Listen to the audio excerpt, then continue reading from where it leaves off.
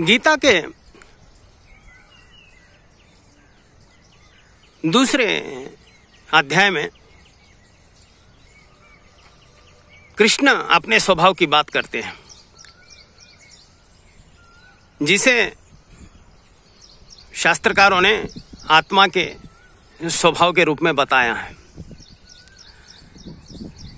23वें श्लोक में कृष्ण कहते हैं, अयम न छिंदन्ति शस्त्राणि। अब शास्त्रकारों ने इसका जो अनुवाद किया है, इसका जो ट्रांसलेशन किया है,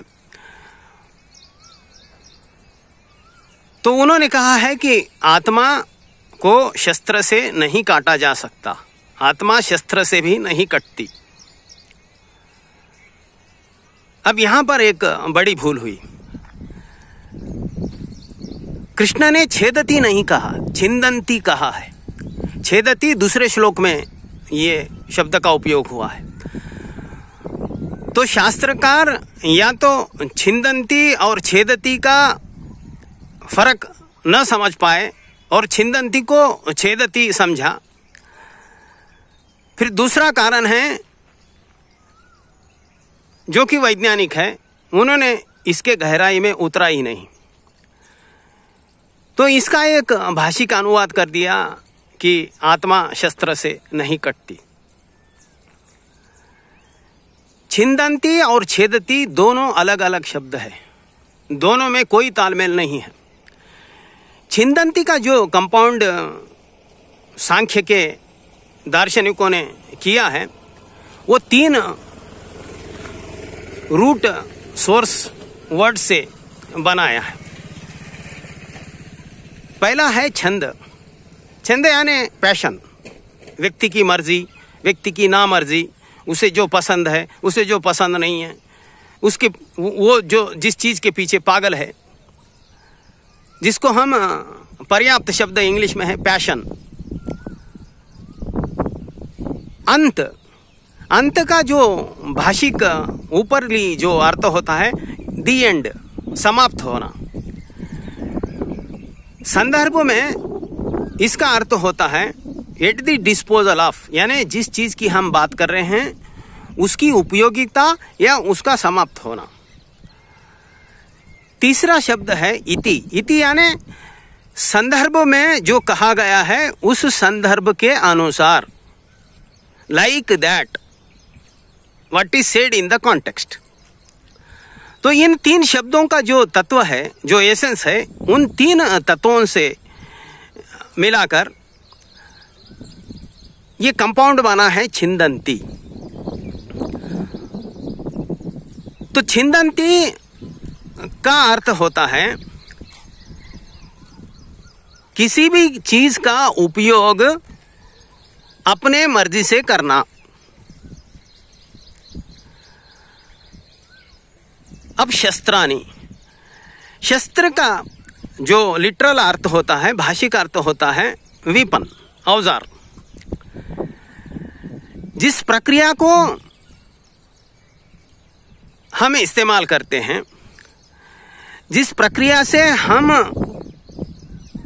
किसी चीज को प्राप्त करते हैं, उस प्रक्रिया में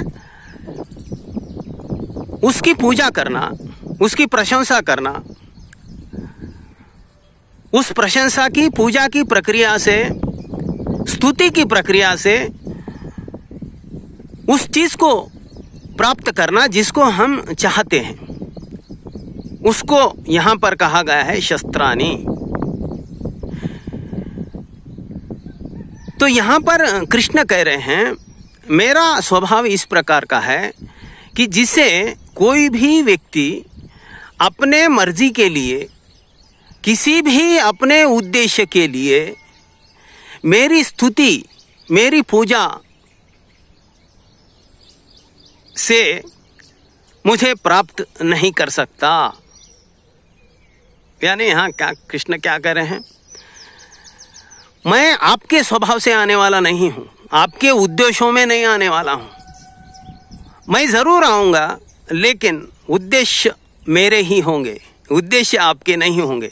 वरना क्या होता है कि एक मंदिर है, पूजा है, क्रिमिनल भी पूजा करता है, क्रिमिनल भी मंदिर में जाता है, क्रिमिनल भी यज्ञ करता है, और ये क्रिमिनल्स ज़्यादा करते हैं क्योंकि उसे कुछ प्राप्त करना होता है।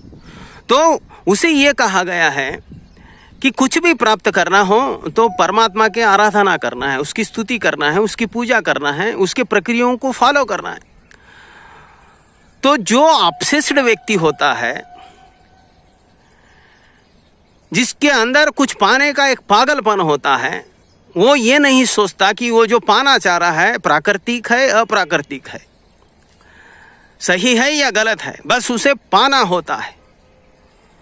तो उस पागलपन को प्राप्त करने के लिए भी वो परमात्मा की स्तुति करता है, उसकी पूजा करता है, यज्ञ करता है, जितनी भी प्रक्रियाएं शास्त्र में बताई गई है उनको वो अमल में लाता है। तो कृष्ण कह रहे हैं ये नहीं होगा। आप कोई भी मेरी स्तुति करो, आप कोई भी मेरी प्रक्रिया करो, लेकिन उद्देश्य मेरा होगा, उद्देश्य आपका नहीं होगा। अगर उद्देश्य आपका भी है तो वो मेरे सहमति का होगा, मेरे स्वभाव का होगा, तो ही